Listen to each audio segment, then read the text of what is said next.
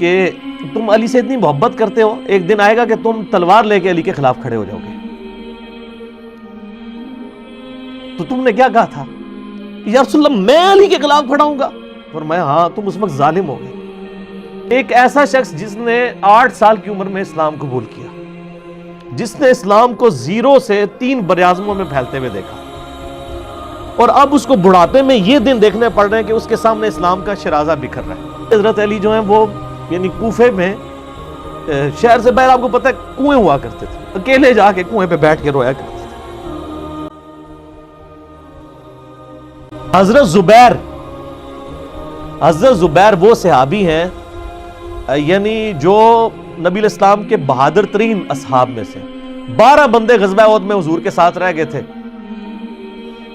700 میں سے غزوہ احد کے اندر، ان میں سے ایک حضرت زبیر بھی تھے، اور یہ تلوار کمال کی چلاتے تھے، اکیلے میدان جنگ میں آگے چلے جاتے تھے۔ بخاری میں آتا ہے کہ ان کا بیٹا عبداللہ ابن زبیر کہتا ہے کہ میرے باپ کے 2 شانوں کے درمیان اتنا بڑا زخم تھا جو ہیل اپ ہو گیا تھا، لیکن پھر بھی گڑا پڑا ہوا تھا، میں پورا ہاتھ اس میں داخل کر لیتا تھا، اور وہ زخم ان کو احد کے موقع پہ لگا تھا۔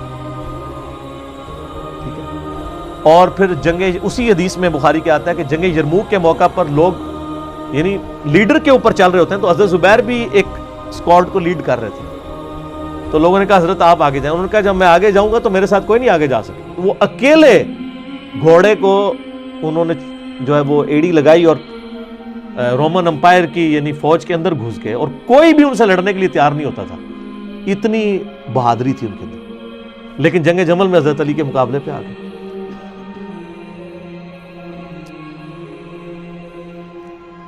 اس تکلیف کا کوئی اندازہ نہیں کر سکتا۔ حضرت حسن ابن علی نے بتایا مولا علی سے کہ بھئی حضرت زبیر آئے ہیں، تو حضرت علی نے کہا کہ رکو میں خود جاتا ہوں۔ گئے، کہا زبیر یاد ہے وہ دن جب نبی تم مجھ سے بڑا پیار کر رہے تھے؟ پھوپھی ذات تھے نا، نبی علیہ السلام کی پھوپھی کے بیٹے ہیں حضرت زبیر بن عوام رضی اللہ تعالیٰ۔ تو حضور نے تم سے ایک بات کہی تھی کہ تم علی سے اتنی محبت کرتے ہو، ایک دن آئے گا کہ تم تلوار لے کے علی کے خلاف کھڑے ہو جاؤ گے۔ تو تم نے کیا کہا تھا؟ یا رسول اللہ میں علی کے خلاف کھڑا ہوں گا؟ فرمایا ہاں، تم اس وقت ظالم ہو گئے۔ تو حضرت زبیر جو ہیں وہ ان پہ غشی طاری ہو گئی، گھوڑے کو یعنی وہ حضرت علی کا پھر سامنا بھی نہیں کر سکے، میدان جنگ سے واپس چلے گئے۔ تو بعد میں حضرت علی کے فوجیوں میں سے ایک بندے نے جا کے پیچھے ان کو دھوکے سے قتل کر کے تو لا کے تو سر حضرت علی کے سامنے رکھا، تو حضرت علی نے کہا کہ زبیر کے قاتل کو میں دوزخ کی بشارت دیتا ہوں، کیونکہ زبیر جنتی تھا۔ تو وہ شخص پھر حضرت علی سے ناراض ہو گیا کہ میں نے تجھے حکم دیا تھا، جب میں نے ان کو جانے دیا تو نے یہ کام کیوں کیا؟ تو وہ پھر خارجی ہو گیا۔ اور یعنی یہ وہ محبت تھی، وہ جہاں محبت تھی وہ نظر آتی تھی۔ ظاہر ہے کہ ایک بندے کی ایک غلطی سے اس کی پوری زندگی 0 سے ملٹیپلائی نہیں ہو جاتی ہے، جس نے اتنا کچھ دین کے لیے کنٹریبیوٹ کیا کبھی نہیں ہو سکتا ایسا۔ حضرت علی کو بھی اس بات کا پتہ تھا۔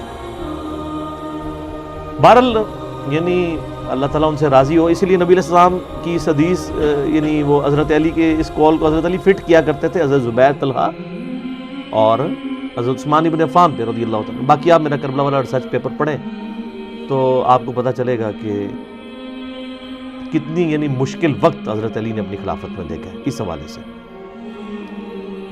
یعنی مصنف ابن ابی شیبہ میں آپ کے مخالفین کی لاشیں بھی ہیں، ان پہ بھی حضرت علی گریہ کر رہے ہیں، ایک ایک کی لاش اٹھا کے اس کو صاف کر رہے ہیں۔ حضرت طلحہ کا بیٹا تھا محمد بن طلحہ، اس کی لاش دیکھی تو رو پڑے گئے، حالانکہ وہ مخالفت میں لڑنے آیا ہوا تھا۔ پھر حضرت حسن سے کہا کاش میں جنگ جمل سے 20 سال پہلے ہی مر گیا ہوتا، میں یہ دن نہ دیکھتا۔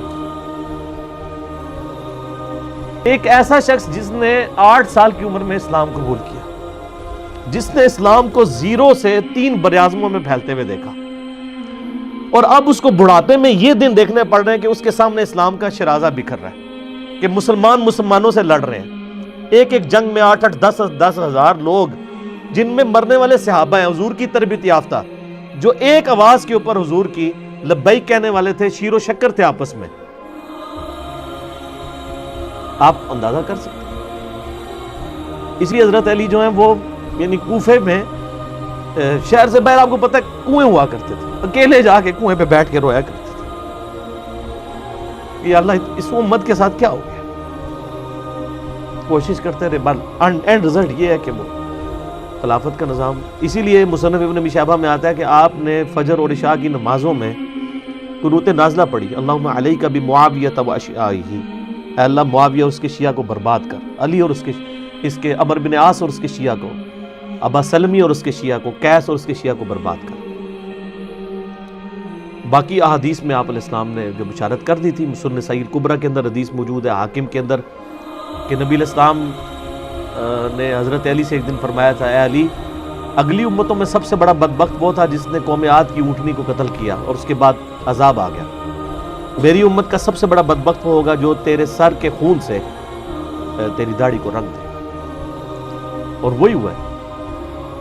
اور اس کے بعد پھر دیکھیں امت ایک جگہ جمع نہیں ہوئی ہے. حضرت علی ایک آخری کوشش تھے، اور جن لوگوں نے اس وقت ساتھ نہیں دیا پھر ان کو دنیا میں اس کا خمیازہ بھگتنا پڑا ہے. عبداللہ بن عمر نے بیعت نہیں نہ کی تو صحیح بخاری اٹھا کے دیکھیں، عبداللہ بن عمر کو آل امیہ نہیں قتل کروایا، حجاج بن یوسف نے زہر آلود نیزہ مروا دیا. اور حاکم کے اندر مجموع الزوائد کے اندر موجود ہے، حضرت عبداللہ بن عمر آخری عمر میں کہا کرتے تھے کاش میں اس وقت علی کا ساتھ دیتا اور یہ خلافت کا نظام تو بچ جاتا. کیونکہ کئی لوگ بیچ میں نیوٹرل ہو گئے تھے جو پھر ساتھ نہیں دیا، تو اس کی وجہ سے پھر حضرت علی کے چونکہ اب پاس اتنی مین پاور نہیں تھی کہ اس سسٹم کو سنبھال سکتے، بال پھر وہ شہید ہو گئے اور پھر معاملات آگے. خیر بات کہاں سے کہاں نکل گئی، کیونکہ یہ اس کے ساتھ غل کا لفظ تھا تو یہ غل کے لفظ کو ایڈریس کرنا ضروری تھا. تو آج ہم جب جنگ جمل صفین نہروان کو ڈسکس کرتے ہیں تو یہ کوئی غل والی بات نہیں ہے، یہ وہ چیزیں ہیں جو ایک ریالٹی ہیں. اور وہ اگر یہ غل والی بات ہے تو نبی علیہ السلام کے دل میں بھی نعوذ باللہ غل تھا، مولا علی کے دل میں بھی غل تھا. ایسا نہیں تھا، وہ دین کی حمیت کہلاتی ہے، اس کو غل نہیں آتا.